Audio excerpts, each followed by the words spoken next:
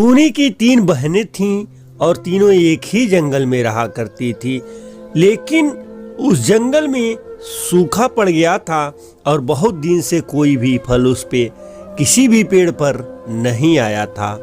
वहाँ का नदी और तालाब भी धीरे धीरे सूखने लगे थे और इन लोगों के सामने अब खाने और पीने की संकट खड़ी होने लगी थी। एक दिन टूनी अपनी बहन से बोली, बहन, इस सूखा पड़ने की वजह से हमारे जंगल में तो कोई फल हो नहीं रहे हैं और किसी भी पेड़ पर फल लग भी नहीं रहे हैं। हमारे यहाँ की तालाब और नदियाँ भी सूखने लगी हैं।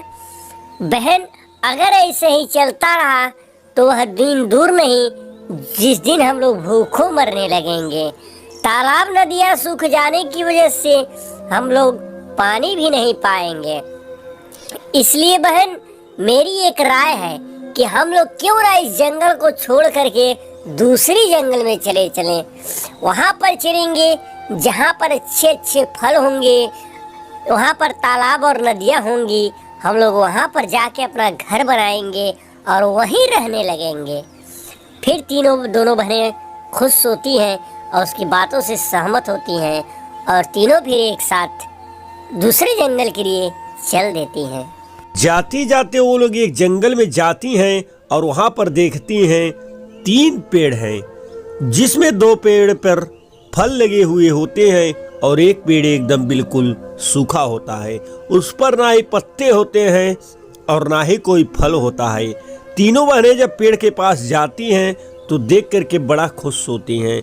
उसके बाद एक बहन केले के पेड़ को ले लेती है और एक बहन सेब के पेड़ को ले लेती है और टूनी के हिस्से में आता है वो सूखा पेड़। दोनों बहनें अपने अपने फल वाला पेड़ ले लेती हैं और टूनी को वो सूखा वाला पेड़ दे देती हैं। टूनी बेचारी यह देख करके बहुत परेशान होती है और सोचती है कि ये लोग तो फल खाएंगी और मैं क्या खाऊंगी। फिर उसकी बहनें बोलती हैं, दीदी, आपके नसीब में यही था। आपके नसीब में सूखा पेड़ लिखा है और सूखा पेड़ ही से आपको गुजारा करना है। हम लोगों का नसीब अच्छा था, हम लोगों के पास पका हुआ और ताजे ताजे और अच्छे अच्छे फल वाला वृक्ष मिला है। अब दीदी, जिसका जैसा नसीब होता है वैसा ही वो पाता है, इसलिए दीदी अब आपको इसी से गुजारा करना पड़ेगा। फिर टूनी बहुत परेशान होती है और पेड़ की सेवा करने लगती है। उसमें पानी डालती है, उसकी बहुत सी सेवा करती है। उसके बाद एक दिन टूनी को बहुत जोर की भूख लगती है और वह देखती है कि उसकी एक बहन जिसके हिस्से में सेब का पेड़ गया था, वो अपने सेब को तोड़ करके अपने टोकरी में रख करके उसको बेचने के लिए चल देती है।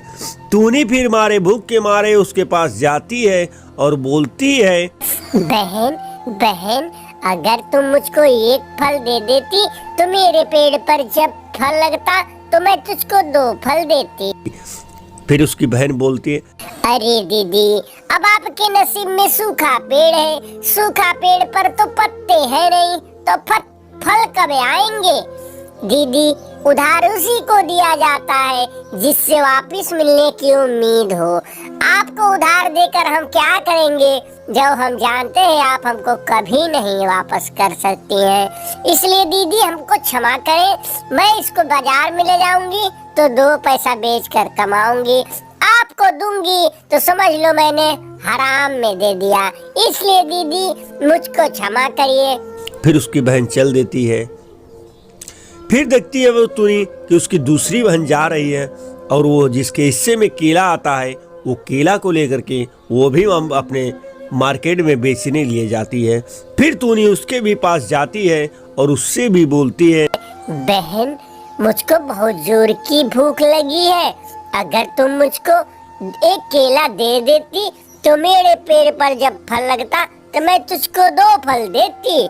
फिर उसकी बहन बोलती है, अरे नहीं दीदी, जिसका जैसा नसीब होता है उसके साथ वैसा ही होता है।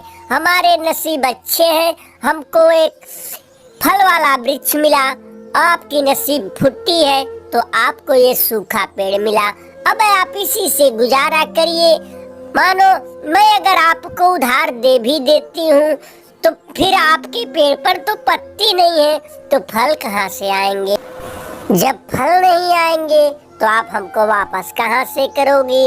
इसलिए दीदी हमको क्षमा करिए, और आपके नसीब में ये सूखा पेड़ है, जाइए उसका छिलका चबा करके अपनी भूख को मिटा लीजिए। लेकिन दीदी मैं जा रही हूँ, अब इस फल को बेचूंगी और ढेर सारा पैसे कमाऊंगी, इसलिए मैं आपको नहीं दे पाऊंगी। फिर उसकी बहन भी केला लेकर के मार्केट में चल देती है। टूनी बेचारी बहुत परेशान होती है और पेड़ का नियंत्रण सेवा करती रहती है। एक दिन टूनी रात को सो करके जब उठती है और अपने वृक्ष के पास जाती है तो वृक्ष के पास देखती है उस पे बहुत अच्छे अच्छे भेली के पेड़ लगे हुए होते हैं। टूनी यह देख करके बहुत खुश होती है और उसके खुशी का ठिकाना नहीं रहता। यह देख करके जब उसकी बहनें आती हैं तो वो लोग भी देखती हैं। अरे बाप रे, टूनी के पेड़ पर तो भेली फर गया रे बाबा। फिर दूसरी सोचती है, बोलती है, अरे चलो टूनी तो हमारी बहन है, अब हम लोग भी फल के साथ साथ बेली का भी आनंद लेंगे। फिर टूनी के पास जाती हैं और बोलती हैं, अरे दीदी आपका पेड़ ने तो चमत्कार कर दिया, मैंने तो कभी भी भेली को इस तरह पड़ते हुए नहीं देखा था, लेकिन आज आपके पेड़ पर सूखे हुए पेड़ पर भेली फर गए, ये लगता है कोई जादू का ही कमाल है। फिर टूनी उस पेड़ के पास जब जाती है तो पेड़ में से आवाज आती है, टूनी तुमने मेरे ऊपर बहुत बड़ा उपकार किया है। मैं बहुत वर्षों से सूखा पड़ा था, मेरा कोई देखभाल नहीं कर रहा था, लेकिन तुमने इस जंगल में आकर के मेरी सेवा करके मुझको पानी पिला पिला करके मुझको जिंदा कर दिया। अब मैं तुम्हारा एहसानमंद हूँ, इसलिए मैंने तुमको इतना ढेर सारा भेली दे रहा हूँ। अब तुम चाहो तो इस भेली के खा भी सकती हो और ले जाकर के बेच सकती हो, और इन लोगों से ज्यादा, अपनी बहनों से ज्यादा तुम पैसे भी कमा सकती हो। टूनी मैं तुम्हारा उपकार कभी नहीं भूलूंगा, और टूनी हमारे पेड़ पर हमेशा तुमको भेली फरा हुआ ही मिलेगा, चाहे तुम जितना भी भेली चाहो ले जा करके मार्केट में बेच सकती हो। यह सुन करके टूनी बहुत खुश होती है। तो दोस्तों, और भेली को तोड़ करके वह मार्केट में ले जा करके अच्छे खासे पैसे कमाने लगती है। तो दोस्तों, मेरा स्टोरी, मेरा वीडियो कैसा लगा कमेंट बॉक्स में जरूर बताएगा। वीडियो अच्छा लगा हो तो एक लाइक जरूर करिएगा। अगर इसी प्रकार का आगे वीडियो देखना पसंद करते हैं तो चैनल को सब्सक्राइब, वीडियो को लाइक और बेल आइकन घंटी दबाना मत भूलिएगा, आपकी बहुत मेहरबानी होगी। तो दोस्तों, मेरा वीडियो देखने के लिए आपका बहुत बहुत धन्यवाद। मिलते हैं अगले वीडियो में, तब तक के लिए जय हिंद, जय भारत, वंदे मातरम।